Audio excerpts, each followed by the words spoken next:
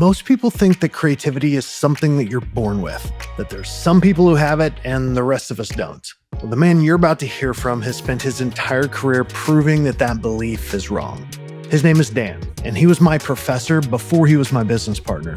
And for almost 20 years, we've been building companies together on one idea, that creativity isn't a gift, that it's a process, one that you can learn, one that you can teach, and one that you can run with intention and purpose every single day. And at Gitwit, that idea is our entire operating system, and one that our team has been asking us to share more about externally. So we grabbed a mic, we drove out to Turkey Mountain here in Tulsa, and did this the way we do most of our best thinking, on foot, walking and talking, and without a script. This is a look inside how we actually come up with the ideas worth building. Let's get into it.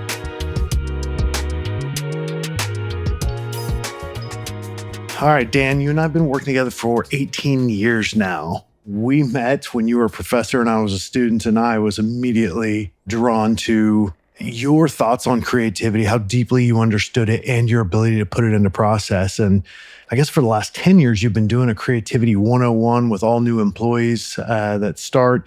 It is just one of the things that people love here. And I've been having people forever ask to do a recording like this. We've never done anything like it. So we decided to do our own version. We're out at Turkey Mountain, both kind of walking in our own separate directions, and figured we'd do a walk and talk. My hope is that people get just a little bit more of a peek into what it means when we say we're a company that's just built on the fundamentals of creativity. So if you don't mind, just dive in and tell me the origins of your discovery into the creative process, your process for testing and learning what works and what doesn't, and how that has affected what it is that we build together. I'd never, in my educational background, had any sort of contact with what is creativity or anything like that. I always enjoyed learning, and I was like, oh, I'm just very frustrated in a big company. What might I go do?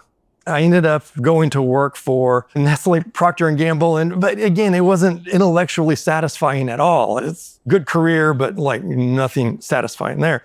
So I ended up going back and going into a PhD program, not even really knowing what that meant. I was just like, okay, I want to learn, and avow poverty, as that was fine by me. I just started learning a whole bunch of stuff across many disciplines and combining those things together. And as a PhD student, you start teaching classes, and they had this course that somebody had started way back in the day, and it was just this vague creativity in business course. And they said, we haven't had anybody to really teach this. And I said, I've been reading about this stuff, and I could really make it a great hands-on course. And so I went in sort of a focused academic approach to let me understand everything I can about how creativity works and innovation works. And then I got to figure out how to teach this thing. My focus really started to come together there. And then my biggest question was, can I actually teach this? There's no curriculum for it. There's no program for it. And then I started teaching that course, and it became one of the rave courses. Like, this is a different kind of course. My goal was within 14 weeks of a semester that you can actually move the needle with the student in a measurable way. And then you can get them sparked to where they want to know more, they want to learn more, and then they could see that, oh, I can actually change things. And so that was exciting to me. So that's kind of the origin story of this thing. As you get out of your PhD program, you're really starting to form this model of creativity. Can you unpack that for me? What is it that you came to believe about creativity and why? Yeah, so I wanted to always get to the deep understanding, the bedrock, the root cause. What is creativity? What's the nature of creativity, and how does it work? To be able to teach that and also practice it. And so one of the biggest ideas ever that has been created in human civilization is Darwin's rethinking of who we are in terms of where do we come from and how were we created, essentially. Evolution is nature's creative process. And of course, nature created us. There's the recipe, if you will, of how does this actually work? And so I had this model in my head of here's how it is. And then now let me research and understand how real world innovators have created. And does the pattern match up? In many ways, it absolutely does. And so, for example, evolution works on random mutation. So it's some sort of randomness and variation. And a lot of those mutations are not beneficial. but some end up being beneficial. It happens because there's so much reproduction going on. And by reproduction, I mean cells divide. But when cells divide, a lot of them need to divide and be similar because that ensures their survival. But there's always going to be mistakes when you have that much activity. Nature's ultimate creative weapon is sheer quantity of what it produces. And with that quantity, you're going to get more of these random mutations. These mutations become the material for, does this allow you to be more adaptable or not? Think about theoretically how a thumb comes to life. That is an opposing thumb that gives us advantage and leverage to pick up things in the world, create tools and things like that. It started off likely as a mutation, a birth defect, but then the kid probably had a little bit of advantage picking up rocks and going hunting as he grew up. Being able to hunt and get food, get the resources, and then able to reproduce and pass on that gene to somebody else. And they'll, oh, this is a great adaptation. So quantity is this key thing. And so if you look at how writers write and musicians compose and even how scientists, Nobel Prize winning scientists work, there's typically a high amount of quantity and material. And a lot of it ends up being, of course, stuff that the world never sees, or they do it, it's not very good. It really isn't the amount that you can produce. You gotta produce quantity. And the way people look at oftentimes ideas and things is, oh, I gotta come up with a great idea. And so what happens is that shuts off the quantity production engine. And so you never get past any sort of obvious thing because they've been taught in school, hey, just give me, I want you to have this polished thing that you turn in. I want you to have that answer all figured out. And so this system over years and years it forms your approach, your consciousness, even how you work as well. You need to come up with something good right away.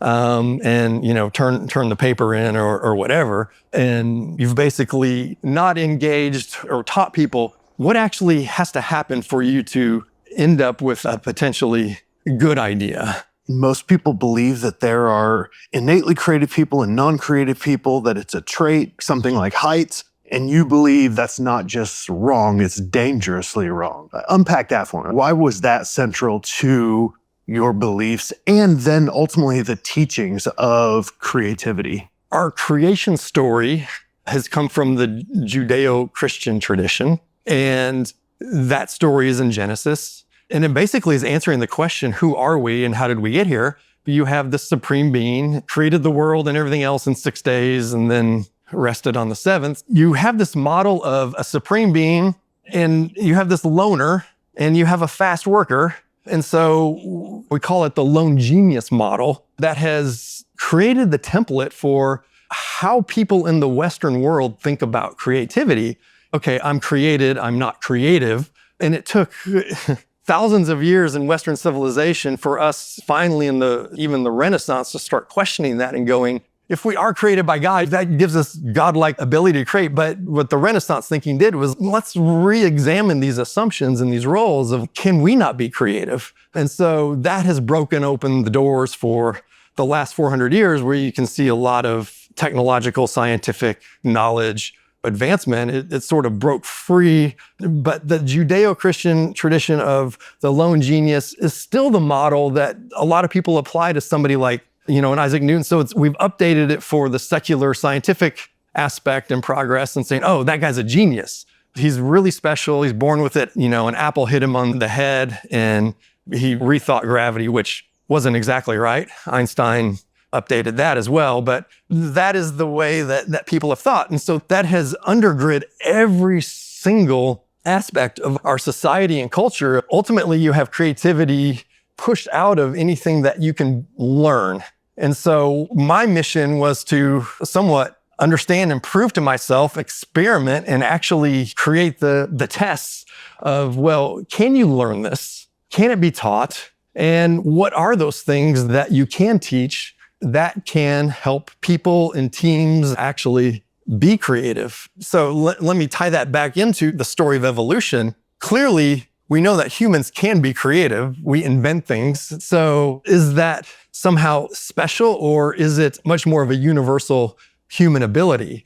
And it's pretty clear that evolution has allowed us to adapt to our environment better with our ability to be imaginative to solve problems in the here and now instead of waiting for generations and thousands of years to create some lucky genetic mutation to keep me alive. This is something that is innately now human in our species. It is available to everyone essentially via our genetic makeup. It's who we are. And so that changes everything, where you have this different model of the Homo imagination species instead of just pure knowledge and consciousness. A lot of philosophers say, well, what makes humans different? Well, there's language, there's rationality and all that. And then I think it's missed too often that it's our ability to imagine and not just take what is, but able to rethink what is towards an end or a purpose that creates something different, something novel. And then, of course, hopefully something valuable for someone somewhere.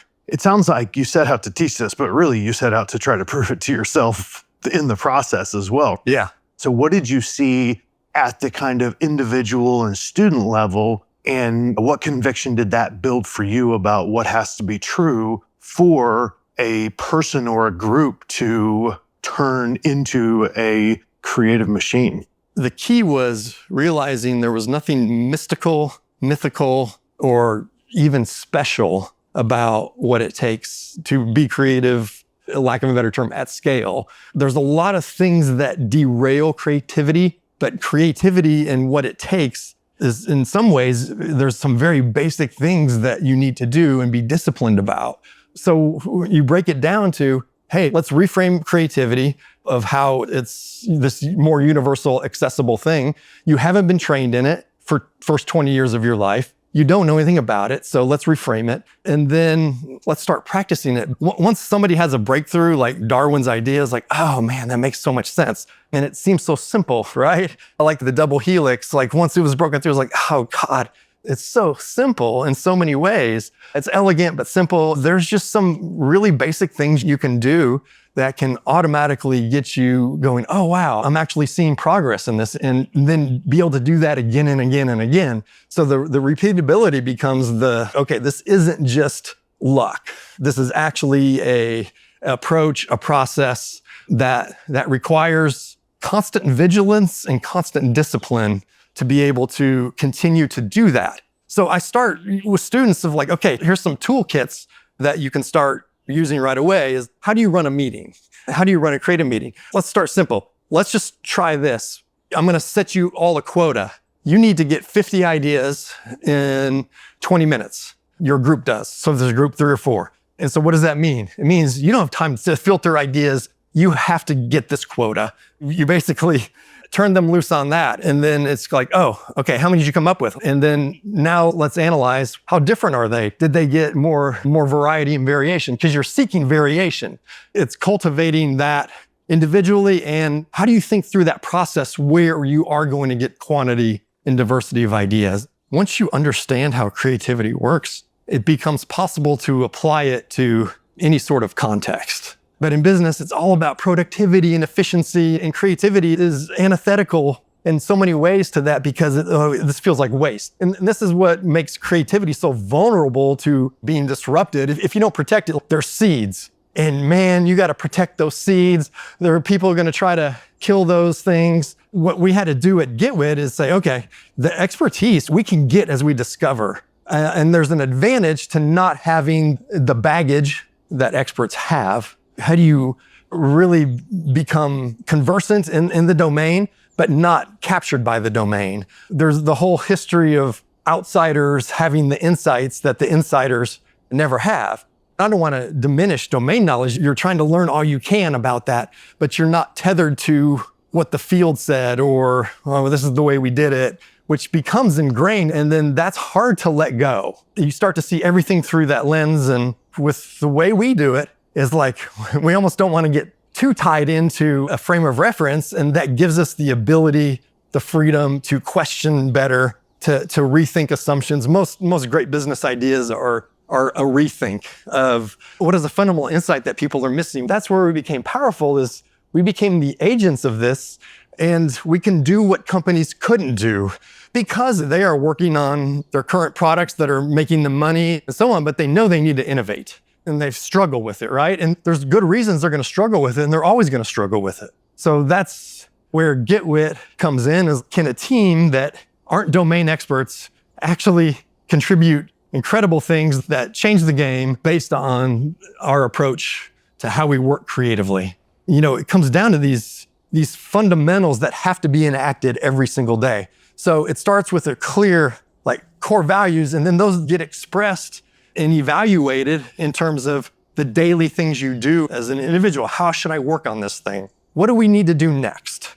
Who do we need to talk to? Who do we go spend time with out in the field? How do we find the non-obvious insight? You can't scale this in terms of it's a simple, repeatable playbook. It's every time you go into a new domain, you're making daily decisions about what do we do next? Why are we doing next? What do we find? What do we learn? Most people aren't functioning that way, but it's like, hey, give me my routine. This is how I do it. And that makes a lot of sense for a lot of things, but not in this space. And so it can be really frustrating for people to get that. You have to do the slow, but you got to figure out a way to do the slow stuff fast, but not cut corners. It's like we're walking in the woods. You get lost in the woods. You become much more receptive to what's around you. I'm trying to find the path. This is how our brains have to work when we're doing this. Just constant receptivity. Talk to me about the difference day to day of what it's like to work in a company who values creativity and the pursuit of kind of discovery and exploration to find the non-obvious thing. Every day you are reassessing and enacting what should you do next. These are everyday small decisions that are the destiny of where this thing goes. We have this approach to where you really need to think through next steps, and that is a creative process. And then we have to get very detailed about what those are and why we're doing them. And that's often hard to do for people. It's the continual deliberateness, the discipline. But how do you run a meeting? How do I even time box my work? It becomes important. Creativity flourishes in boundaries. One of the best tools is, hey, we only have this long to do it. Let's figure out how we're going to do this. In a world where it feels like anybody can build anything, it feels like any, quote, good idea, there's 10 people chasing. Why is this foundational DNA of how we work? Why is that more important than ever? If the engine of creativity is more ideas, more variety with evolution, it has to get tested in the world to see is this a good adaptation or not. If you can create a concept coming out of your explorations, your ability to explore is enlarged with AI, and your speed, perhaps, which you can explore, is enhanced with AI. Testing is a really important part of this, where you got to ensure you're getting a good read. But what you can do now is create versions of things that more simulate what the real concept is, and do it without a whole lot of overhead. And one of the best things that I've noticed with us, our team and me, is that the people that understand the humans the best can now build concepts and don't have this, I'm going to call it creative latency, that kills. Your ability to get feedback and quality feedback is enhanced, but also accelerated. And you can test more things faster, which is amazing. It's like bacteria that can spawn 1 million cell divisions an hour. You can spawn more things. And again, there's lots of AI slop that can happen in that, but good teams can do that well and really understand what is going to work or not work, kill what doesn't work, and invest their resources into what is showing what does work. It's still an inefficient process, but there's efficiency that AI is bringing to this creative process. LLMs are this very probabilistic model, but the thing is, that makes it good for creativity in a lot of ways is the context you put into it. It creates almost a randomization variation function. An LLM can be very sensitive to the input. So creativity works in branches. So you can actually have bad ideas, but you've gone into another space, and then you might branch off again, but it's getting variety as it goes. And then oftentimes, that branch ends up sparking an idea that is actually something. And so the context you put in it creates this almost natural variation machine. The trouble is sort of assessing, well, what could be valuable? That becomes the much harder thing now. I can see a difference in capabilities of that. Of man, it can barf out a bunch of stuff, but is there something that you picked up that maybe it was an okay idea, but it was a little different than what you had ever thought of? And then that can lead you down to something that takes it further and further that, oh, I actually got something pretty interesting out of this. So is that the ultimate skill now? The one who could grab the good idea and say, we're going with this? Is that the ultimate skill in this world? The ultimate skill is the skill of deciding what is the important thing. What is the key signal here? There's so many decisions that have to be made. And so how do you figure out what are the most important things to do and make? And that's a daily thing. It comes down to a lot of, it's hard to express, but it's almost like taste and judgment. And so the human is definitely just a big giant factor that I think people don't realize. It's maybe even more important than ever before is who are the humans? What are they doing? And can they make those decisions? Those decisions get made, but it's always in the context of people dynamics, team dynamics, process dynamics. Did we argue well enough? Did we critique this thing? Again, it comes back to how do you do these things makes the difference of what selection. So if we go back to evolution, what actually gets selected out of the environment today that is the most important thing? And how do you do that? How do you get the right sort of validation you need at the right times? How do you trust a decision maker when one of the greatest problems with creativity is a good enough idea feels good?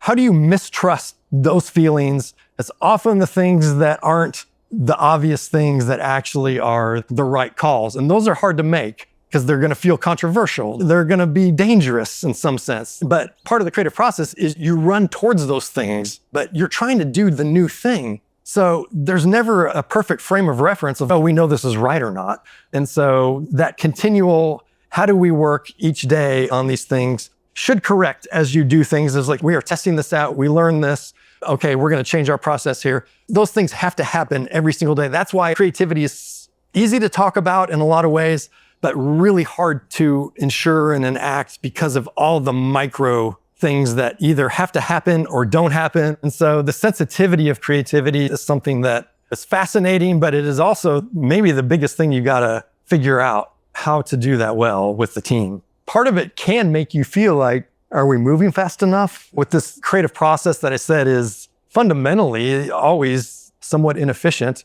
So there's a lot of maybe felt pressure of, are we moving fast enough? But also, how do you move faster without shortchanging what the creative process is? Because when we've often shortchanged it of let's just get moving, it usually does not pan out very well. And you have to remind yourself, okay, this is not how we approach things. You hear about AI every day, of course. It's hard to tell what's real, to be honest. You know, these companies can get spun up really fast. And since everybody's building something for everything, there's going to be no room for average. That is not going to work. It's not going to win. It's going to really tear out mediocrity in so many ways. But for hundreds of thousands of years, of billions of years, creativity works in a certain way. And so I don't think it'll get unmoored from that. But there's definitely a explosion of people doing new things and trying out new things. And so the stakes are high, the pressure's high. So the venture studio model isn't new,